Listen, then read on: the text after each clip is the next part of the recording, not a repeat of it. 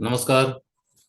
मैं विभूति पटनायक एंड हम लोग सीख रहे हैं आर्ट ऑफ रिलेशनशिप।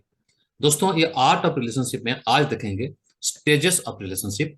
ये रिलेशनशिप की कितने स्टेजेस होते हैं और क्या क्या स्टेजेस होते हैं और यहाँ पे क्या क्या चीजें होती है, ये आज सीखेंगे। तो चलिए स्टार्ट करते हैं।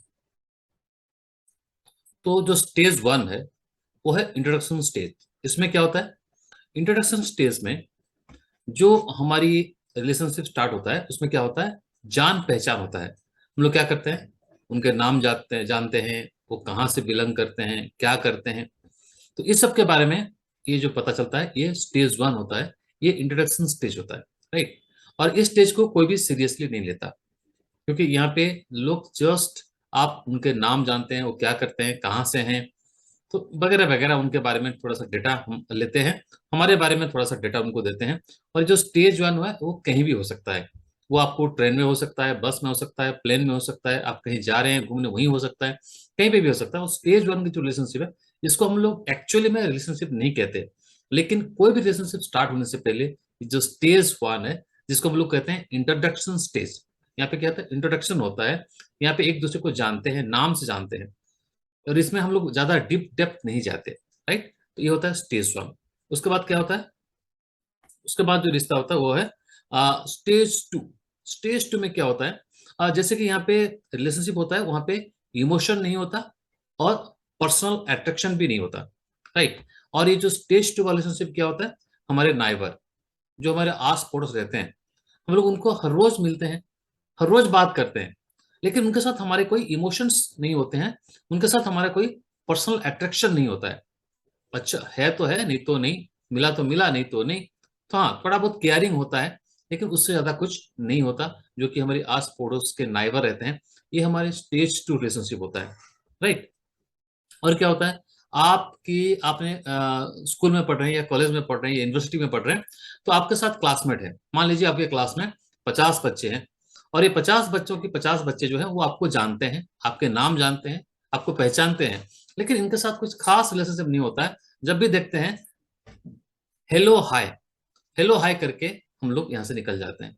तो ये होता है स्टेज टू रिलेशनशिप, और ये भी सबके साथ होता है, राइट। यहाँ पे कोई खतरनाक वाला चीज नहीं है। अब प्रॉब्लम क्या होता है और क्या होता है? कॉलिग, जब भी आप कोई जॉब करते हैं, काम करते हैं, ऑफिस में जाते हैं, तो वहां पे भी आपके साथ बहुत सारे लोग जान पहचान वाले होते हैं, जिनको हम हेलो हाय करते हैं, राइट। ये भी एक संबंध होता है, ये एक संपर्क होता है। हर रोज मुलाकात होती है, हर रोज बातें होती है, लेकिन यहाँ पे कोई इमोशन वहाँ पे अटैच नहीं होता, कोई पर्सनल अट्रैक्शन उसके पर नहीं आता। तो ये स्टेज टू वाला रिलेशनशिप है। इसके बाद होता है कि आपका जो नेक्स्ट स्टेज होता है वो है स्टेज थ्री, और ये होता है इंटरपर्सनल रिलेशनशिप। इंटरपर्सनल इसका मतलब क्या है? आपके आजू बाजू, इस इंटरपर्सनल रिलेशनशिप में क्या होता है? आपके इमोशन अटैच होते हैं। यहाँ पे क्या होता है? इमोशन अटैच होता है, आपकी लव, आपकी फीलिंग्स आती है, आपकी लव लव आता है, आपका प्यार आता है उनपे, प्राउडनेस फील होता है, और केयरिंग जो फीलिंग्स आती है वो आती है। और एफिनिटी, एफिनिटी का मतलब होता है आत्मीयता, लगता है कि ये मेरा है, राइट। ये जो स्टेज थ्री वाला रिलेशनशिप है, यहाँ पे ये सारी चीजें आपको दिखाई देगी, जो कि हमारी फैमिली के साथ होता है, जहाँ पे पेरेंट्स बच्चे, इनमें क्या होता है? इमोशन अटैच होता है, हमारे पेरेंट्स के साथ हमारे इमोशंस अटैच हैं, हमारे पेरेंट्स के हमारे साथ इमोशन अटैच हैं। लव होता है यहाँ पे, प्यार होता है एक दूसरे के अंदर। प्राउडनेस फील होता है, अगर पापा बड़ा आदमी है, पापा अच्छा अच्छा काम करते हैं, आप किसी को इंट्रोड्यूस करते हैं कि मेरे फादर हैं, तो you will be feel proud. अगर आप अच्छे काम करते हैं और आप अच्छे नंबर्स लाते हैं एग्जाम में, अब की जो पापा आपको इंट्रोड्यूस करते हैं कि ये मेरा बच्चा है, इस बार एग्जाम में 95% लाया है, तो ये प्राउडनेस वाला चीज होती है, क्योंकि ये मेरा है। दूसरा क्या है? केयरिंग, आप अपने पेरेंट्स के लिए केयरिंग करते हैं, अपने पेरेंट्स, आपके पेरेंट्स आपके लिए केयरिंग करते हैं। और एफिनिटी, एफिनिटी का मतलब होता है आत्मीयता, अरे ये मेरा है, अरे ये मेरा बच्चा है, अरे ये मेरे पापा है, अरे ये मेरे मामा है, राइट, ये मेरे भाई है, ये मेरे बहन है, ये जो मेरे वर्ड लग रहा है, ये एफिनिटी, आत्मीयता लगता है। तो ये जो है ना, ये स्टेज थ्री रिलेशनशिप में ये सारी चीज आती हैं। और एक्चुअली में देखा जाए तो रिलेशनशिप जो होता है वो शुरू होता है ये स्टेज थ्री से ही, राइट। और क्या होता है इसमें? आपके जो कुछ क्लोज फ्रेंड्स होते हैं, जैसे कि आपकी क्लास में मान लीजिए 50 बच्चे हैं, लेकिन उन 50 बच्चों से आप कुछ 4-5 बच्चे ऐसे होंगे जो एक साथ खा रहे होंगे, एक साथ खेल रहे होंगे, कहीं भी जा रहे होंगे तो एक साथ जा रहे होंगे, राइट। तो ये कहीं भी छुट्टी मनाने जाना है तो ये एक साथ जाएंगे, राइट। तो ये जो फीलिंग्स है, ये कुछ हमारे क्लोज फ्रेंड्स होते हैं, ये भी ये जो स्टेज 3 वाला रिलेशनशिप में आ जाते हैं, राइट। अब बात करेंगे हमारी स्टेज 4 वाला रिलेशनशिप। ये क्या होता है? ये होता है पर्सनल रिलेशनशिप। ये होता है क्या? पर्सन। ये सिर्फ मेरे रिलेशनशिप है। इंटरपर्सनल का मतलब क्या है? मेरा इर्द गिर्द जितने भी रिलेशनशिप है, लेकिन यहाँ पे क्या है? ये पर्सनल रिलेशनशिप है, ये मेरा पर्सनल रिलेशनशिप है। यहाँ पे क्या आता है? इमोशंस आते हैं। यहाँ पे क्या आता है? पर्सनल अटैचमेंट आता है। यहाँ पे क्या आता है? लव आता है, एक बहुत प्यार आता है, केयरिंग आता है, बिल्कुल केयरिंग भी आता है, उसका केयर करने की आपकी इच्छा होता है। यहाँ पे और एक चीज क्या आता है? जेलसी आता है। जेलसी मतलब अगर वो किसी से बात करे तो आपको बुरा लगेगा, राइट। प्राउडनेस फील आता है यहाँ पे, एफिनिटी आत्मीयता आता है, और फियर ऑफ लूजिंग आता है, उसको खो देने का एक डर आता है। और ये कहाँ पे होता है? जी हाँ, ये होता है बॉयफ्रेंड गर्लफ्रेंड के अंदर। जब हम लोग बॉयफ्रेंड गर्लफ्रेंड के जो जो संबंध बनते हैं ना, जो जिसको हम लोग करते हैं हस्बैंड वाइफ के अंदर, जो पहला पहला शादी हो रहा हो, पहले पहले शादी है, शादी का 1-2 साल, या मतलब बॉयफ्रेंड गर्लफ्रेंड वाला रिश्ता, मतलब जो बोलते हैं प्रियंसी है मेरा, तो इस तरीके का जो चीजें होती है ना, वहां पे ये जो स्टेज 4 वाला रिलेशनशिप है। और ये रिलेशनशिप में क्या होता है? कुछ नेगेटिविटी होती है, जैसे कि फियर ऑफ लूजिंग। लड़की को लगता है कि अरे कहीं लड़का मेरे हाथ से छूट ना जाए, लड़के को लगता है अरे यार लड़की कहीं मेरे हाथ से छूट ना जाए, ये किसी और को चाहने ना लगे, राइट। तो ये सारे चीजें इस स्टेज में आते हैं। और इस स्टेज में और एक नेगेटिविटी क्या आता है? जेलोसी आता है। अगर आपकी कोई बॉयफ्रेंड है या आपकी कोई गर्लफ्रेंड है और वो किसी और से बात करता है तो आपको बुरा लगता है, राइट। तो ये जो स्टेज, ये नॉर्मल है, इसमें कुछ दिक्कत नहीं है, लेकिन ये चीजें होती है, राइट। इसको बोलते हैं हम स्टेज 4 का रिलेशनशिप। और इस रिलेशनशिप में और क्या होता है आपको पता है? यहाँ पे क्लोजनेस आता है एक दूसरे का, मतलब एक दूसरे के लिए क्लोजनेस आता है, एक दूसरे के लिए अच्छा फीलिंग्स आता है, राइट। और जैसे हमने इसके पहले वीडियो में मैं आपको डिस्क्राइब किया था, mental satisfaction, physical satisfaction, emotional satisfaction.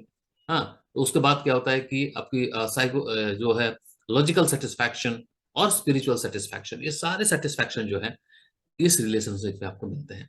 इसीलिए हम उसको बोलते हैं पर्सनल रिलेशनशिप, राइट। फिर क्या होता है?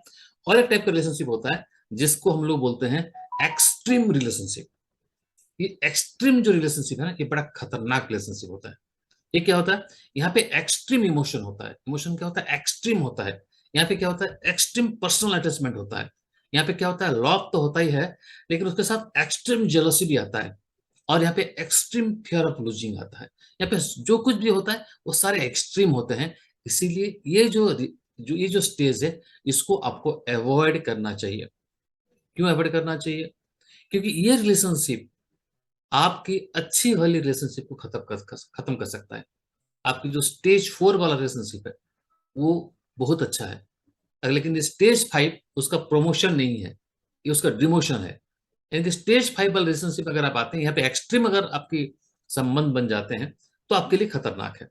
क्यों? क्योंकि यहाँ पे सब कुछ एक्सट्रीम है यार। इमोशन जो है एक्सट्रीम है, पर्सनल अटैचमेंट है वो एक्सट्रीम है, एक्सट्रीम फियर ऑफ लूजिंग है, और यहाँ पे सेल्फ जो है ना, सेल्फिशनेस भी बहुत एक्सट्रीम हो जाता है, राइट। यहाँ पे जो लड़का है उसको लगता है कि यार लड़के का मेरे हाथ से निकल गया ना यार, तो मेरा तो सब कुछ चला गया।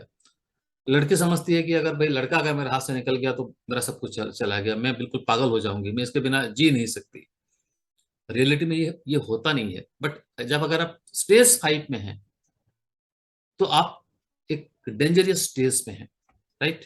तो यहाँ पे इस तरीके की रिलेशनशिप होती है, और इस रिलेशनशिप में क्या होता है? हमेशा आप दोनों के अंदर थोड़ा बहुत झगड़ा होना शुरू हो जाता है, डाउट आना शुरू हो जाता है। एक दूसरे को डाउट करते हैं, एक दूसरे को कुछ अलग नजर से हम लोग देखना शुरू करते हैं। अरे ये यार मेरे से बात नहीं किया, क्या मतलब है?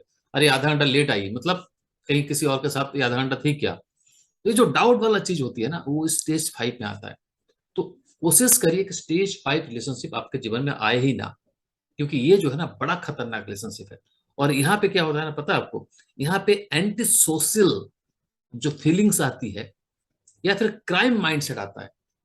बोलते हैं ना, अरे तू मेरा नहीं तो किसी और का नहीं हो सकता, अगर तू मेरा नहीं हो पाया तो मैं तेरी जिंदगी बर्बाद कर दूंगा, समझ में आ रहा है? तो ये सारे चीजें जो होती है, एक ब्लैकमेल करना, ये मेरा नहीं हो पाया तो उसको ब्लैकमेल करो, ठीक है, किसी के लिए तड़फ। इसमें क्या होता है कि कोई भी चीज पाने के लिए फिजिकल सेटिस्फेक्शन के लिए तड़प हो सकता है, आपको इमोशनल सेटिस्फेक्शन के लिए तड़प हो सकता है, आपको यहाँ पे तड़प एक एक एक्सट्रीम चीजें होती है। एंड आपको पता है कोई भी चीज एक्सट्रीम हो जाए तो अच्छे, सेहत के लिए अच्छी नहीं है, ये आपकी जो रिलेशनशिप के लिए अच्छा नहीं है। तो इसीलिए आप हमेशा आप ये कंट्रोल कर सकते हैं, आप इसको कंट्रोल कर सकते हैं, आप किसी भी अपने रिलेशनशिप को स्टेज 5 पे जाने से रोक सकते हैं। अगर आपकी किसी के साथ रिलेशनशिप है, अगर आप किसी के साथ रिलेशनशिप पे हो, तो कोशिश करो कि स्टेज 5 पे ना जाए, क्योंकि यहाँ पे एक्सट्रीम में आ गया तो फिर नेगेटिविटी इसमें आ जाती है। उसके बाद आपके जीवन में ना पीस होगा ही नहीं, आप शांति से जी नहीं पाओगे, you will never live in peace.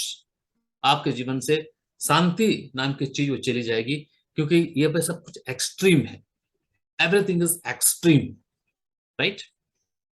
तो यहाँ पे anti social and crime mindset आपको आ जाता है। तो ये है एक स्टेज। उसके बाद एक स्टेज आता है जिसको हम लोग बोलते हैं स्टेज 6, और ये है मेच्योर्ड रिलेशनशिप, राइट? ये है मेच्योर्ड रिलेशनशिप। इसमें क्या होता है, इमोशंस आता है, पर्सनल अटैचमेंट आता है, लव आता है और केयरिंग आता है। और ये जो रिलेशनशिप है, ये बहुत ही सुंदर रिलेशनशिप होता है। ये रिलेशनशिप होता है पेरेंट्स और बच्चों के बीच। बच्चे क्या, माँ बाप क्या करते हैं, इमोशंस हैं अपने बच्चे के लिए, बच्चा रोता है उनको अच्छा नहीं लगता, बच्चा कोई चीज मांगता है उसको देने की कोशिश करते हैं, पर्सनल अटैचमेंट होता है, उनके प्रति प्यार आता है, उनका केयरिंग करने का मन करता है, उनको उनके ख्याल रखा जाता है। तो ये जो है ना, ये बहुत जबरदस्त टाइप का रिलेशनशिप है। और यहाँ पे मेच्योरिटी का क्या होता है, जब जो हस्बैंड वाइफ थोड़ा सा एजेड हो जाते हैं, जब उनकी थोड़ा सा वो 40+ में आ जाते हैं, तभी ये जो चीजें होती है ना, मेच्योरिटी स्टार्ट होती है। और जब रिलेशनशिप में मेच्योरिटी स्टार्ट होती है, जब रिलेशनशिप मेच्योर हो जाता है, तो जानते हैं कोई भी फल जब पक जाता है तो उसका मिठास जो है बढ़ जाता है, राइट? कोई भी फल अगर पक जाता है तो उसकी जो मिठास है वो बढ़ जाता है। अगर आम आप खाना चाहते हैं तो पके हुए आम खाएंगे, केला खाना चाहते हैं तो पके हुए केले खाएंगे, तो मिठास ज्यादा होगा, टेस्ट ज्यादा होगा। उसी तरीके से अगर आपकी रिश्ता, आपके रिलेशनशिप पक जाते हैं, मेच्योर हो जाते हैं, तो उसमें उसका जो मजा है, उसका जो मिठास है, कुछ अलग टाइप का होता है। तो इस तरीके से हम लोग देख सकते हैं 6 टाइप का रिलेशनशिप होती है, और ये आपकी कंट्रोल में होता है, राइट? तो हमेशा एक चीज याद रखिए, जो स्टेज 5 वाला रिलेशनशिप है उसको अवॉइड करें। कैसे अवॉइड करेंगे, हम नेक्स्ट वीडियो में बताएंगे। या जब पर्सनल कंसल्टेशन आप करते हैं, अगर अभी स्टेज 5 पे आप हैं, तो आपको समझ लेना चाहिए कि आप खतरनाक स्टेज पे हैं, एंड यहां से बाहर निकलना पड़ेगा आपको।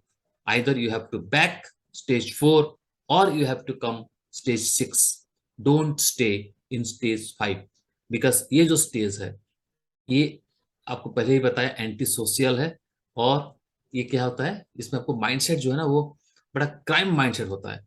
सुसाइड अटेम्प्ट्स लोग इसी स्टेज पे ही करते हैं, किसी को मारने का सोचते हैं इसी स्टेज पे ही सोचते हैं, किसी को नुकसान करना चाहते हैं तो इसी स्टेज पे करते हैं।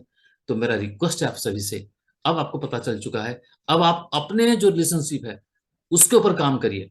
ये आपके लिए मैंने एक वर्क दे रखा हूं आपको, कि आप अभी क्या करेंगे, आपका जो रिलेशनशिप है उसको इस सेग्रीगेट करिए कि स्टेज, जो 6 स्टेज है, उसमें से कौन सा स्टेज अभी 5 में है, तो उसको इमीडिएट स्टेज 4 पे लाने की कोशिश करिए।